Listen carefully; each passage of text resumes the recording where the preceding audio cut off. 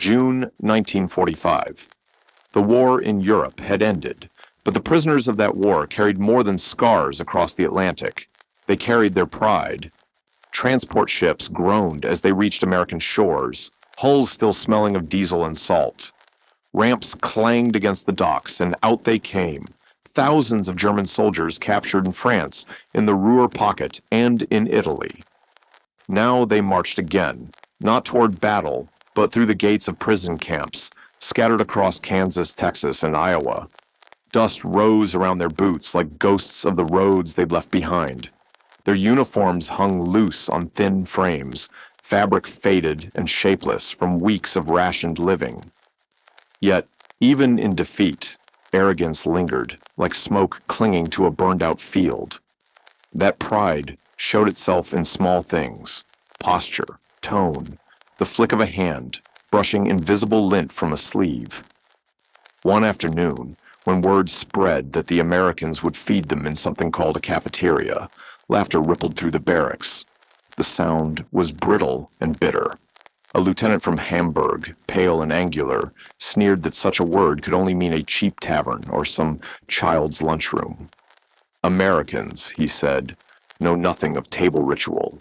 Their meals are as childish as their films, noisy, cheap, and tasteless. His comrades chuckled, the sound hollow in the dry Kansas air. To them, the notion of dining without ceremony was absurd. In Germany, even amid ruin, a meal was an act of order. The officers' mess, white linens, proper cutlery, wine poured in quiet reverence, had been the last ritual of civilization before the bombs fell. It wasn't just eating. It was a declaration of who they were. Irony, of course, walked beside them. Many of these men hadn't seen a full meal in months. Bread had been scarce, potatoes rationed, meat a rumor whispered through the ranks. But pride is a stubborn thing. It feeds on memory when the stomach is empty. They remembered the sharp scent of tobacco curling through oak-paneled halls, the clink of glass, the soft scrape of a chair drawn back in deference to rank. To them, dining was hierarchy, discipline, an extension of the officer corps itself. America, they imagined, had none of that. They saw it as crude abundance, tin cups, shouting voices, food shoveled out by boys who didn't understand dignity. And so, as the guards called them to line up for their first American meal, they wore faint smiles of superiority. What they didn't know, what no prisoner could have understood then, was that by 1944, the U.S. Quartermaster Corps had built something the world had never seen. A system of logistics so vast, so efficient, it could feed not just its armies across 3 continents, but its prisoners as well. That year alone, American farms produced 24 billion pounds of meat. Mills turned out more than 120 million barrels of wheat. Trains thundered day and night across the Midwest, their boxcars filled, with milk, vegetables, and sugar, power in motion. The Germans thought they'd see tin pots and thin soup. Instead, they were about to witness what industrial democracy looked like when it decided to feed the world. Still, in the barracks, the jokes continued. A private muttered that the Americans would probably serve them like livestock, 1 pot, 1 spoon, no dignity. The laughter was sharp, nervous. Pride was all they had left, and even hunger couldn't silence it. They believed America too young, too loud, too clumsy to understand what a meal should mean. Yet behind the next set of doors waited a revelation more powerful than any speech, a quiet reversal of expectation that would echo through their memories long after they returned home. That first night in captivity passed in uneasy silence. Men lay on their bunks staring at the ceiling, listening to the hum of electric lights, a sound alien to soldiers used to blackout curtains and distant gunfire. Some dreamed of home, of cold cellars, and mothers still scraping the last of the flour from wooden bowls. When morning came, they rose with the same slow discipline as ever. Boots lined in order, collars buttoned. Even as prisoners, they maintained the formality of rank. In that rigid structure, they found comfort. The ritual of eating, however meager, had always been part of that order. The older officers spoke of it almost wistfully. A meal in the Wehrmacht was not merely sustenance, it was theater. The senior officer first, the measured pause before lifting the fork, the murmured toasts to fallen comrades. Even in ruin, there was elegance, or so they told themselves.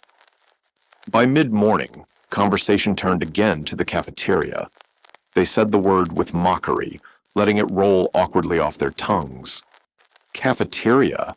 It sounded mechanical, like a factory or a train station. A captain from Bavaria insisted that the Americans mistook quantity for culture. He told the younger men how, even under bombardment, they had maintained decorum, linen cloths when possible, careful toasts, and quiet acknowledgement of discipline. That, he said, is civilization. You cannot mass-produce dignity. The younger soldiers nodded. Some remembered their fathers slicing bread with slow, deliberate care, mothers serving potatoes like small ceremonies. The word cafeteria still tasted wrong to them, like something industrial and flavorless. And yet, they were wrong. What they would soon face was not barbarism, but abundance, an abundance that spoke a different kind of language. America's strength did not come from ritual, but from reach, not from hierarchy, but from scale. It would be the cruelest twist of irony for these men who once believed superiority was measured in manners. They were about to discover that victory could taste like bread, warm, plentiful, and ordinary. The midday whistle blew across the camp, shrill and final. Guards barked orders, and rows of weary men shuffled forward through the dust. Boots scuffed against gravel, the sun high and merciless above them. They moved in silence now, 100 unspoken thoughts carried in each step. Most expected a feeding trough, maybe a ladle of stew poured into dented tins. The word cafeteria still carried the sting of insult. Then, as they turned a corner, they saw it, the place they'd mocked. The doors swung open with a metallic groan. The first prisoners froze, their laughter dying in their throats. Before them stretched a hall bathed in bright electric light, almost blinding after weeks of dim barracks. Rows of tables gleamed beneath fluorescent bulbs, polished surfaces reflecting the shine of stainless steel counters. Steam rose in gentle curls from great pans of food. Beef stew thick with vegetables, mashed potatoes so white they seemed unreal, loaves of golden bread stacked high as a man's chest. Green beans shimmered under heat lamps, and cakes were arranged in perfect rows. On side tables stood pitchers of milk and coffee, lined like soldiers awaiting command. The smell was overwhelming. Roasted meat, baked sugar, the faint tang of metal trays. It was warmth itself, solid, edible, undeniable. For a moment, the room went quiet.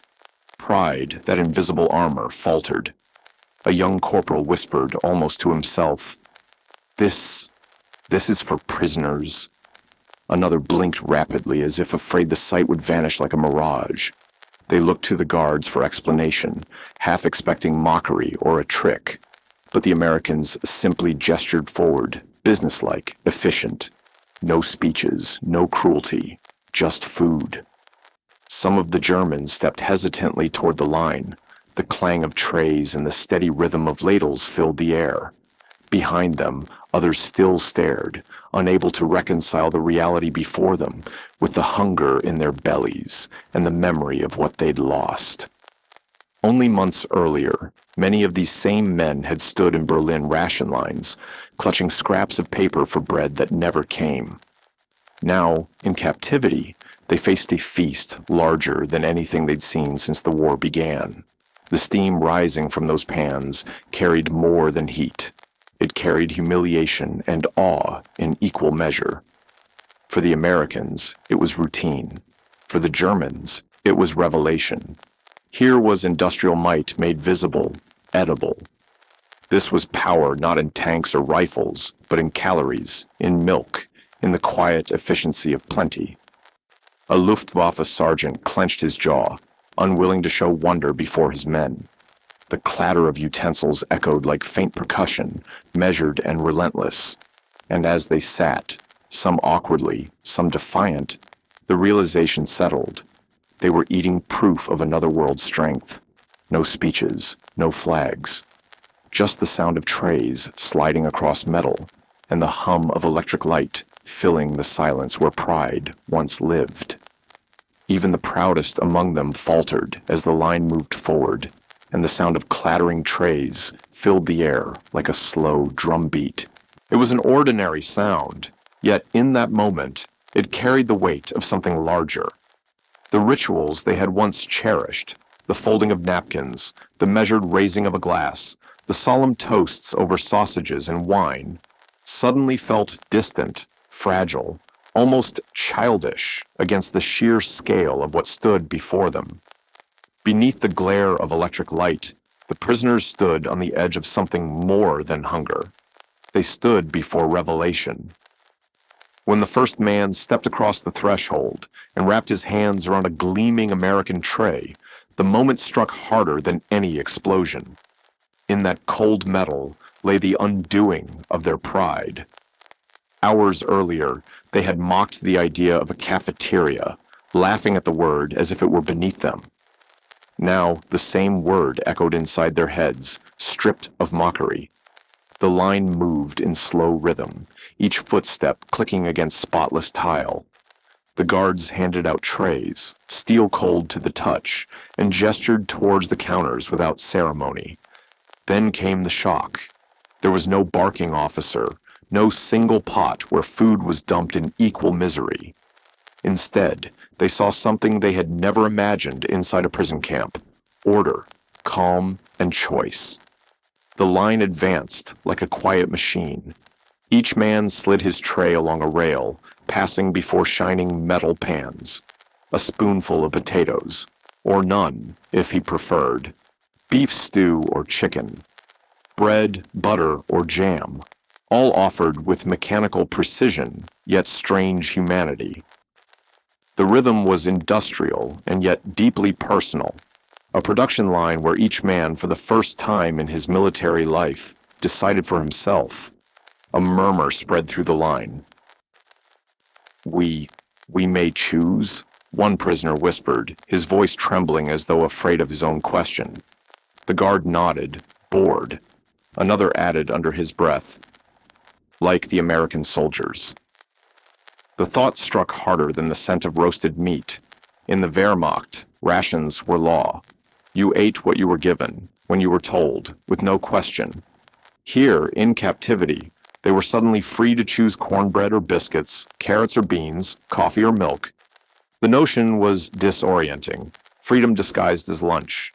Some hesitated, spoons hovering above steaming trays, afraid to take too much, afraid that abundance itself might be a trick. Others looked around nervously, waiting for orders that never came. But as the line moved, hesitation dissolved into curiosity. Trays filled, colorful, heavy, alive with steam. The smell of food rolled through the hall, rich and thick, almost physical. For men who had learned to survive on scarcity, it was an assault of generosity. The irony was cruel. Back home in Hamburg, Cologne, Dresden, families scraped together watery soups, ration cards, and prayer. Children grew thin on slices of bread that could barely hold butter. Yet here, the defeated enemy, men in American custody, could select between options, could hold a spoon, and decide. It was an act so simple, it shattered their sense of superiority. The cafeteria was not a feeding line, it was a quiet lecture in liberty. Every tray was a mirror, reflecting a truth they were not prepared to see. Abundance wedded to freedom. Democracy served hot, with seconds if you wished. It was democracy translated into food, a weapon without smoke or shrapnel, yet no less devastating than artillery. When the men sat down, The sound of utensils striking metal filled the air. They looked at each other, uncertain, pride tangled with disbelief. One man whispered, "We thought they would humiliate us. But what is this?" If it was humiliation, it came in an unfamiliar form, the kind that asks you to question everything you believed about power and worth. Then came silence. Forks scraped softly, tentative at first, then steadier. A private from Bremen, who hadn't tasted real meat since the winter of 1944, closed his eyes as stew touched his tongue. Across from him, another soldier eyed the pale spread, labeled peanut butter, dipped a piece of bread, grimaced, then smiled in surprise before taking another bite. The mockery that had once filled their barracks dissolved into the quiet rhythm of chewing. For the first time, hunger triumphed over arrogance. Within minutes, the order of the line began to crumble. Men rose with their empty trays, hesitated, then drifted back toward the counters. The guards watched, amused but silent, as the same men who had sneered at cafeterias returned for seconds. A Luftwaffe officer, gray-haired and dignified, muttered to his comrade, "In Germany, even civilians starve. Here, even captives eat their fill." The words spread softly, passed from mouth to mouth like confession. Something shifted then. The first meal had been shock. The second helping became surrender, not of body, but of pride. A sergeant who once lectured the others about the art of German dining now shoveled cornbread into his mouth like a child at a fair. A young private licked frosting from his fingers, whispering that it tasted sweeter than anything his mother had rationed across an entire month.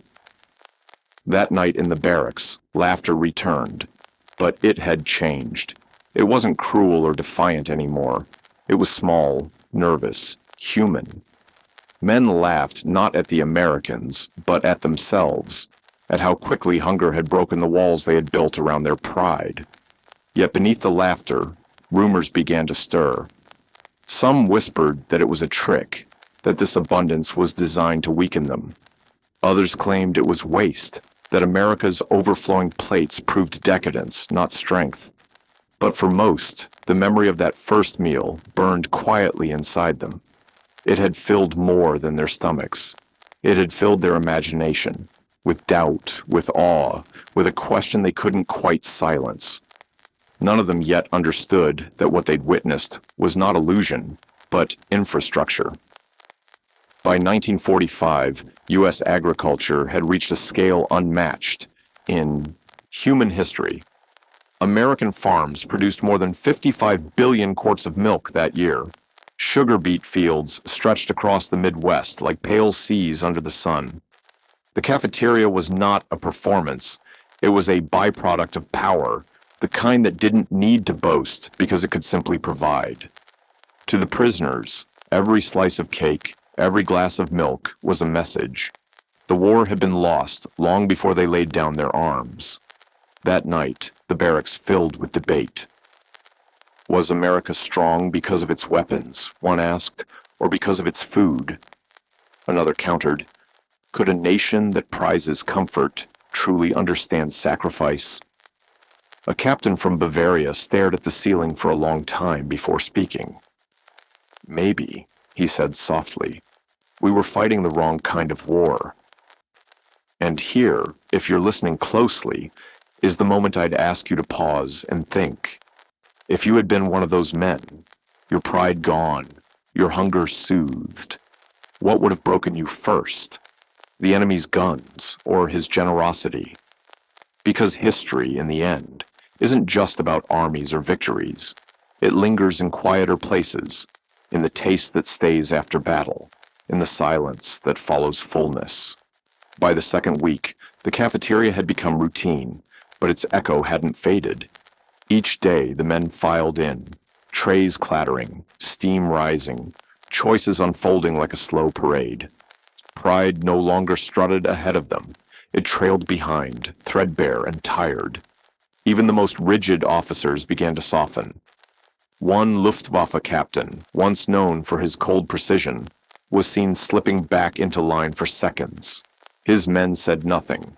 Another officer, who had once lectured endlessly about American vulgarity, now walked carefully, balancing two slices of pie as if they were medals. No one laughed. Hunger had stripped away rank, ideology, even pretense. But the cafeteria held one more lesson, one the men hadn't expected.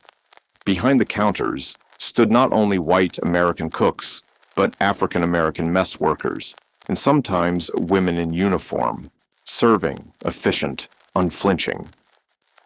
For men raised on years of propaganda about race and superiority, the sight was unsettling. To be handed food respectfully, wordlessly, by someone their Reich ideology had called inferior was a quiet blow to the soul. They didn't speak of it openly, but in the barracks that night, the whispers carried weight. Some muttered shame, others buried it beneath excuses, saying it was simply the American way. Yet deep down, many of them knew something irreversible had happened. Their world, built on hierarchy, on control, on ritual, had cracked, not under bombardment, but under kindness. And in the stillness of that night, as the camp lights dimmed and the last trays were stacked in silence, a single sound remained, the soft hum of electric current, steady and patient, echoing like the quiet heartbeat of a nation that could afford to feed even its enemies.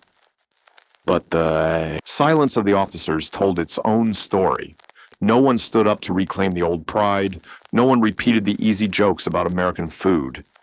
Because by then they all understood, maybe not out loud, but in the tightness at the jaw, in the way they looked down at their plates, that the cafeteria was not just a place of abundance.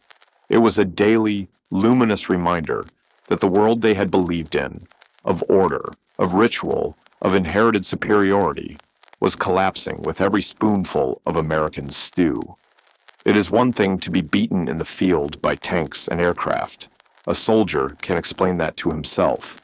It is another, quieter humiliation to be fed better by your enemy than your nation could feed you in your proudest years. The numbers made it worse. Statistics are merciless. Each of those camp cafeterias could feed thousands of men within an hour. Conveyor belt efficiency married to industrial might. At Camp Swift in Texas alone, records showed over 20,000 pounds of flour baked into bread every single week.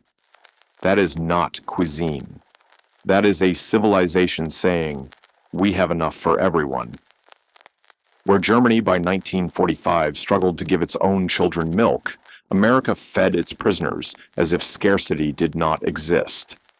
And so, as trays clattered, as the line kept moving, many of those POWs found their thoughts drifting, not to battles, not to the Wehrmacht, or the Luftwaffe, or to Blitzkrieg's glory days, but to a far more unsettling question. What does it mean to be fed so well by the very people who defeated you? Some of them decided it was kindness. Others, more suspicious, thought it was domination disguised as mercy.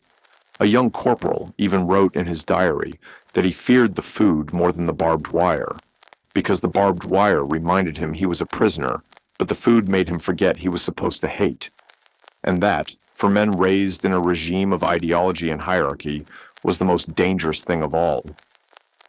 So I will ask you, the way time asks all of us, if your captor treated you not with cruelty but with abundance, would your loyalty to your old beliefs hold, or would it crack, one hot meal at a time? Because hidden in that cafeteria was a very American weapon, quiet, stainless steel, and steaming. By autumn, the sunlight slanted differently across the camp. The heat of summer had faded, and with it the first raw shock. Men no longer gawked in the doorway. The shuffle of boots toward the hall, the gleam of trays, the rising curls of steam, these had become routine. Yet under the surface, something deeper was at work. What began as laughter, then turned to awe, had now settled into memory. Memory being etched into men who had once marched under the eagle of the Reich. A gray-haired officer, A veteran of the Eastern Front, whose face carried the map of winter campaigns, sat alone at a corner table. He held his tray the way a man might hold a relic. On it, nothing fancy, nothing aristocratic. Mashed potatoes, green beans, a slice of chocolate cake. He ate slowly, almost reverently, as if every bite confirmed a lesson he did not want, but could not deny. Later, in the barracks, he murmured to a comrade, "They win not only with guns, but with their ability to feed even us. We were wrong to laugh." That was the thing. The cafeteria had become a symbol, a theater of abundance. There was no music, no marches, no banners, just steel trays sliding along rails, milk jugs clinking softly, loaves of bread stacked in lines that seemed to have no end. All of it testified to something larger than taste. It was industrial democracy in motion, a machine built not only to fight, but to nourish. For men who had been taught that German order, German ritual, German discipline were the true hallmarks of civilization, it was impossible to ignore that this new, humming, fluorescent world made their old rituals, wine carefully poured, sausages carefully placed, feel like echoes from another century. Stories began to slip beyond the barbed wire. Some prisoners, careful with censors, wrote home and hinted that captivity was not what they had feared. They did not boast. Shame held them back. Others refused to write about it at all, because the most haunting memory of their war was not the thunder of artillery on the Eastern Front, or the scream of Allied aircraft over the Ruhr. It was the feeling of standing in line, defeated, and being offered seconds. That irony stung. The Reich had promised them supremacy. The Americans had handed them cornbread, and the cornbread proved more convincing. Years later, this is the part we rarely hear, when the guns were long silent and Europe was rebuilding itself from rubble and regret, those memories resurfaced. Old men, now grandfathers with gentle hands, sat in kitchens with grandchildren on their knees and spoke not of Stalingrad, not of the Ardennes, not of the last stand in some ruined village, but of meals. One former soldier told his grandson not about tanks or artillery, but about the day he had mocked an American cafeteria, and then went back for seconds. His voice shook as he described the bright hall, the steam above the food, the river of milk, the sweetness of American cake. That was the day, he said. He finally understood how far behind Germany truly was, not in courage, not in discipline, in supply. So the story doesn't end with an explosion or a flag rising over a ruined capital. It ends with a quieter picture, one you can almost hear if you close your eyes. A shining steel tray piled with food, sliding beneath the hard glow of electric light. For the prisoners who once scoffed at the word cafeteria, it was a weapon stronger than cannon, a lesson carried across oceans and decades, that abundance can break the walls of pride more surely than any bomb. History usually shouts at us. It teaches through noise, the roar of engines, the clatter of tracks, the commands shouted in cold air. But sometimes its deepest truths arrive, softly, in kitchen sounds, in the clink of plates, the hiss of steam, the murmur of many men chewing in silence. The story of those German prisoners who mocked American cafeterias and then stood meekly in line for more reminds us that power is not always expressed in violence. Sometimes it reveals itself in the simple, relentless ability to nourish, again and again and again. For those men, the cafeteria became a memory sharper than battle. It stripped away layers of pride and showed them how fragile ideology becomes when confronted with ordinary, everyday plenty. The Reich had promised them supremacy, discipline, order. It had wrapped hunger in patriotic language, but it could not fill their stomachs. America, with its wide plains, its railroads, its canneries and dairies and mills, the America of Detroit and Iowa and Kansas, offered something their homeland could not. A vision of surplus so vast it could afford to feed even its enemies. That was the real shock, not the defeat, but the generosity. When those men finally returned home, many carried that paradox silently. They had been beaten in war, yet fed in captivity. They had laughed at the thought of eating like schoolchildren, then discovered dignity in choosing their own meal.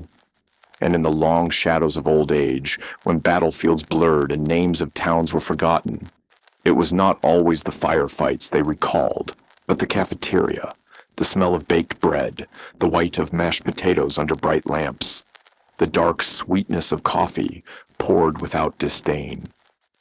One of them, an old soldier whose hair had gone the color of winter, once said he could still hear it, decades later, the soft, unending sound of trays sliding along the rail.